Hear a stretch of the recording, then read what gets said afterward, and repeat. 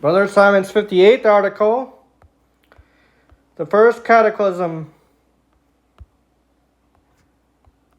In the beginning, Elohim created the heavens and the earth. As for the earth, it came to be a chaos and vacant, and darkness was over the surface of the abyss. Genesis 1:1-2. To begin today's article, I want to focus on 4 key words in the first 2 verses of the Hebrew Scriptures, also known as the Old Testament. It came to be. In other words, the earth became a chaos and vacant. We know, however, from Isaiah 45:18 that God did not create the earth a chaos and vacant, but rather he formed it to be indwelt. Indwelt is just another way of saying inhabited. God created the earth to be inhabited. Something, however, caused the earth to become a chaos and vacant, uninhabitable. In Scripture, this event, the first cataclysm, is referred to as the disruption.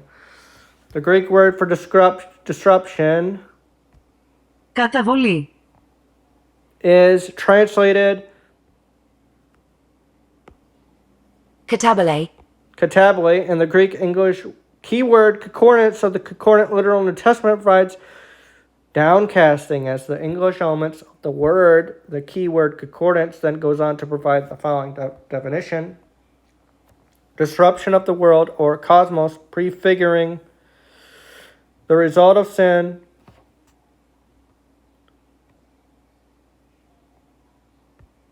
physiologically, the discharge of seed from the ovaries, prefiguring.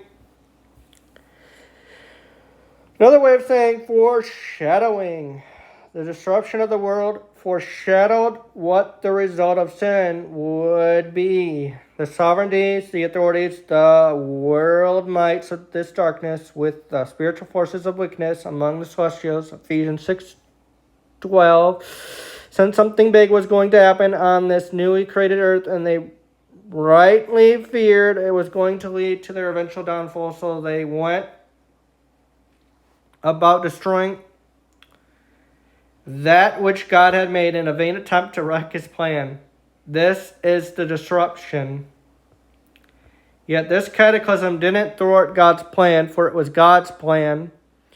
Just as Adam and Eve eating of the fruit of the tree of the knowledge of good and evil didn't derail God's plan either.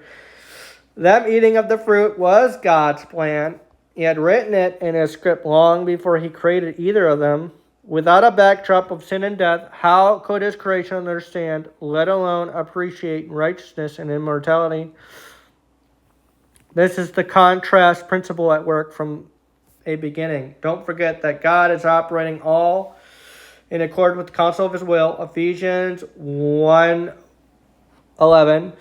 He already had an answer, an antidote to the sin and death that was going to enter the world, the sacrifice of his only begotten Son, Jesus Christ, the Lambkin, slain from the disruption of the world.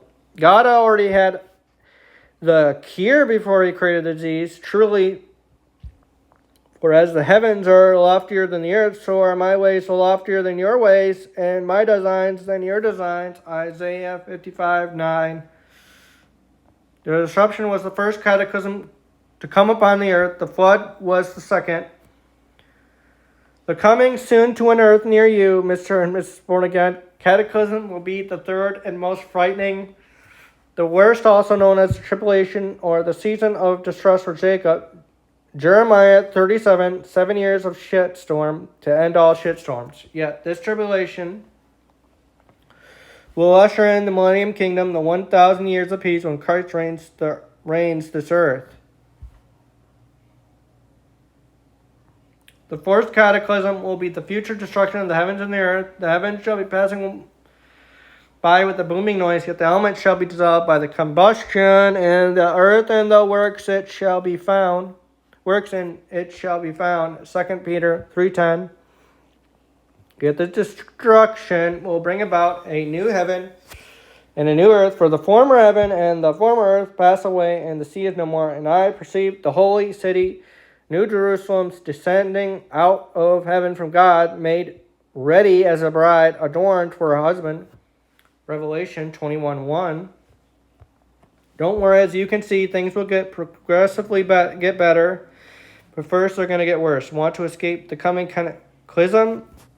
Believe.